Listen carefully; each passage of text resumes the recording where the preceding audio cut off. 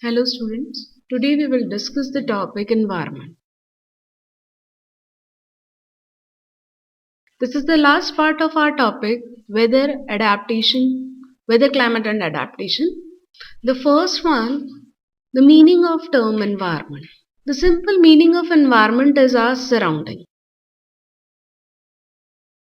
Whatever you can see around you that make our environment. Now if I say that analyze your environment or your surrounding, then you can see various things are present there like cow, dog, trees, land, water, air.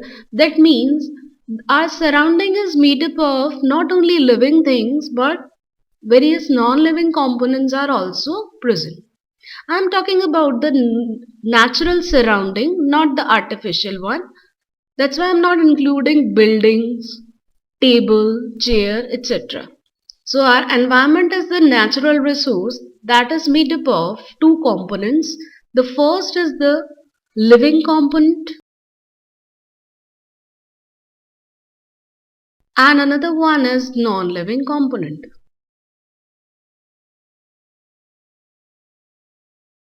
Living components are scientifically termed as biotic components, while non-living components are abiotic components. Now we can further classify these biotic and abiotic components into various categories, but first of all I want to tell about the characteristic features of living being. How we can consider this is the living or non-living component. So first you should know about living contains.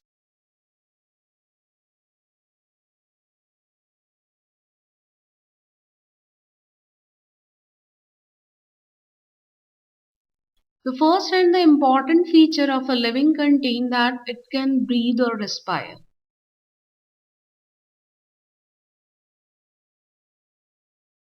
This is the primary characteristic feature of a living being. All the living being can respire while non-living can't do this. Next, they need food for growth. The food component is not only required for growth, for various metabolic activity for energy, this is required. Plants can do plants can obtain their food from the photosynthesis process. That means they can synthesize their food themselves. Like, but if we talk about animals, they can't synthesize their own food. Animals directly or indirectly dependent on plants to obtain their food. By getting food or by getting nutrition, they will show growth. So the next point is they can grow. Next, they can respond to various stimuli.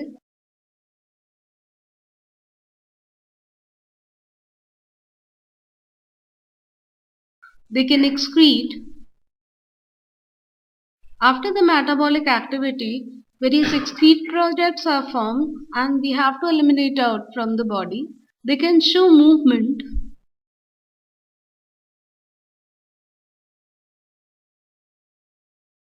They can reproduce also. So these all are the features of living beings. In short, I can tell all the factors or all the characteristic feature of a living being in a very short term. They can show metabolic. These metabolic processes are life process and they are essential to. So I can pronounce one more term, vital process. So if there is a question, one line question in which this is asked, how you can categorize a living being or what is the important feature of a living being, then you can answer the presence of metabolic activity or life process or vital process. This is the most important feature of a living being and this term actually comprises all these features. Now I'm coming to the components of environment.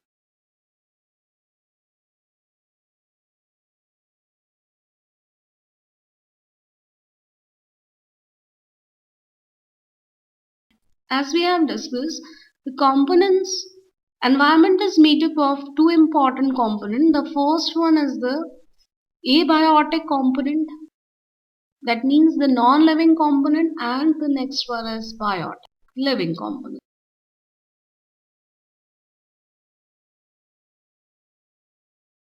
In the environment, various non-living components are found like light, water, air, land or soil. One more term is related with the light energy, that is temperature. All these are etc. All these are combinedly making weather or the climatic conditions. As we have discussed earlier, weather is weather is the day by day changing changes in the environmental components or the climatic factors, while climate is the its average weather of an area. So how they can affect biota? Let's talk about this. First is light. Light is necessary to do photosynthesis for the plants, and as the photosynthesis is done, oxygen is released out. So this oxygen is coming in the air and we all are interacting that air for our respiration. This oxygen is consumed by animals and plants for their respiration, and later on they will release CO2 again in the air. So from the first one, first term is again related with the second one, air, and similarly this air get merged in the water, that get dissolved in the water, and the aquatic life runs like that. Water is also a raw material for the photosynthesis, air and water. The CO2 component of the air as well as water, they participate in the photosynthesis process. We know very well water is necessary for life. Actually, life arises in water, and rain in the means of rainfall, hail, and various other kind of precipitation like snow. Water is available. It's making the habitat also. I want to clarify this term habitat. In a simple term, you can say it's a place where an organism live.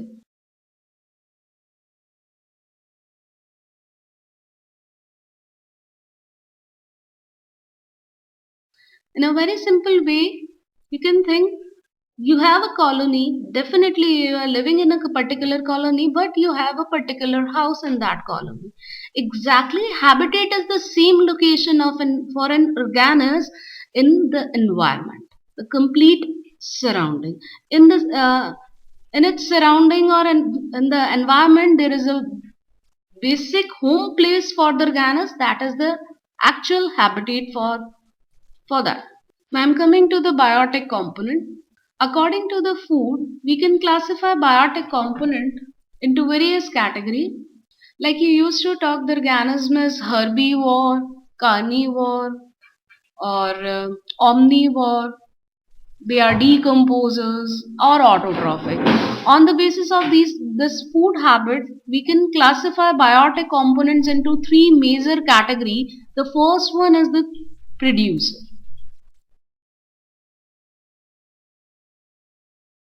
Next is consumer,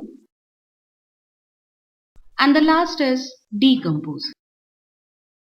Now I'm going to clarify all these three terms. The first is producer.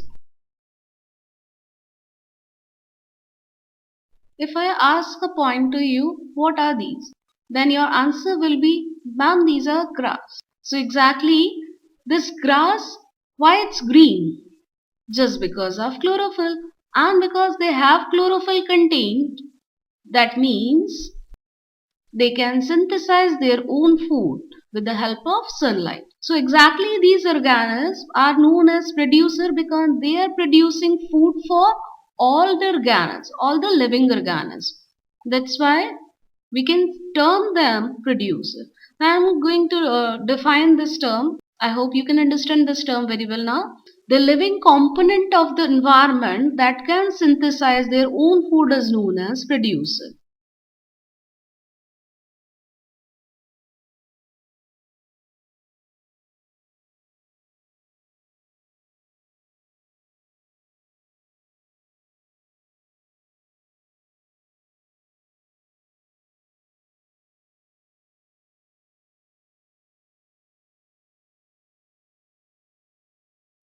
Like plants. All the green plants are producers because they can synthesize their own food. They are using light energy to synthesize them, while some bacteria can also synthesize the food material. Either by using light or chemicals, they can synthesize food. Algae, you can write. One more example. Now, second term is consume. Again, the living component of the environment, those can consume the food material produced by producers. They are termed as consume.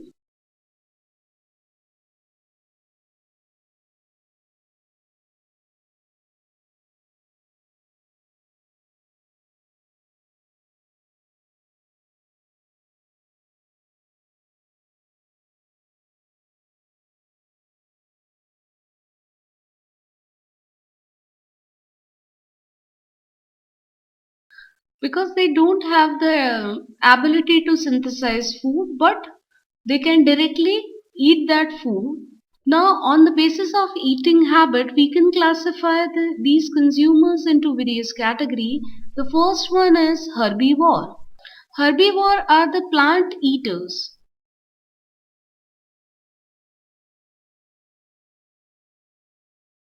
like rabbit, cow, insect, etc. Second is carnivore. Flesh eaters are known as carnivore. Either they are small in size or large. On this basis, we can classify them into two, small carnivore and large carnivore. I'm writing the example of both. The first is small carnivore like frog, snake, and the large carnivore like lion, tiger. But some organisms are there, those can eat herb as well as flesh. They are termed as omnivore. So I can write they are plant and flesh eaters. Again, there are various organisms, those are omnivore like human, even rat, sparrow, etc. Now, one more thing I am telling you how they are interrelated with each other.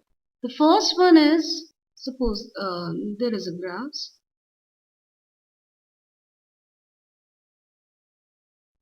which is eaten by an insect.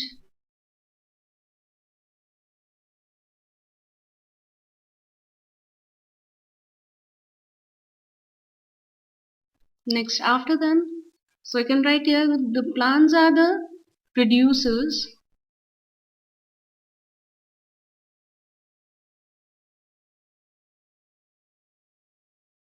Next is an insect, which is actually a primary consumer here or a herbivore, I can write.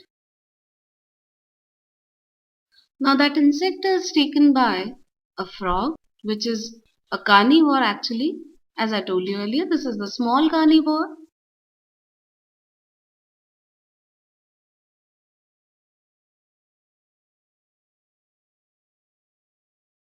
Now, this frog is eaten by a snake, which is a large carnivore.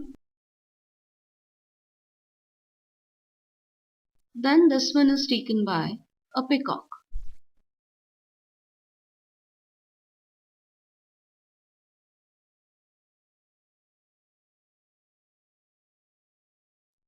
Which is actually a omnivore. This linear flow of food energy is known as food chain. So now you can easily understand how these are interrelated.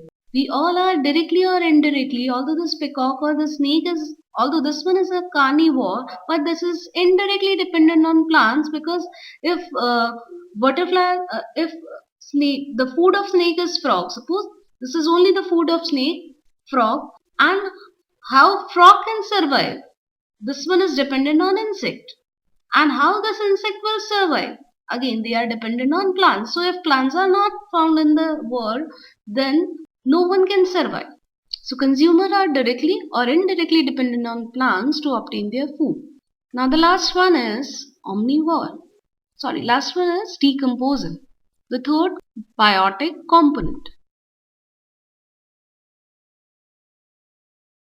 Although they are microbes, but actually they are the recycler of the metals. Microorganisms, those break down the complex organic compounds present in the dead organisms and return them back to the environmental conditions. Then they are termed as decomposers. So these are again the living components of environment.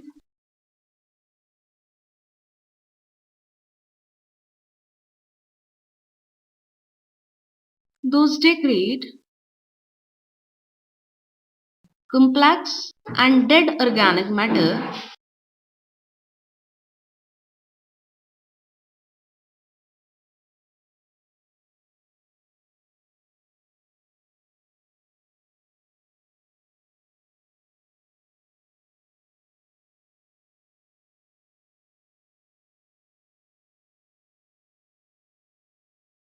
So decomposers are the living components of the environment. Those can degrade complex and dead organic matter, that means plants and animal remains, into simpler and inorganic contains.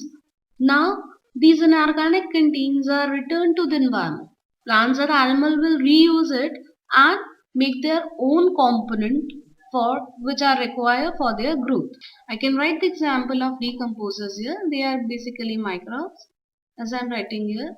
Fungi and bacteria are the main decomposers. This is over about the chapter. Thank you everyone.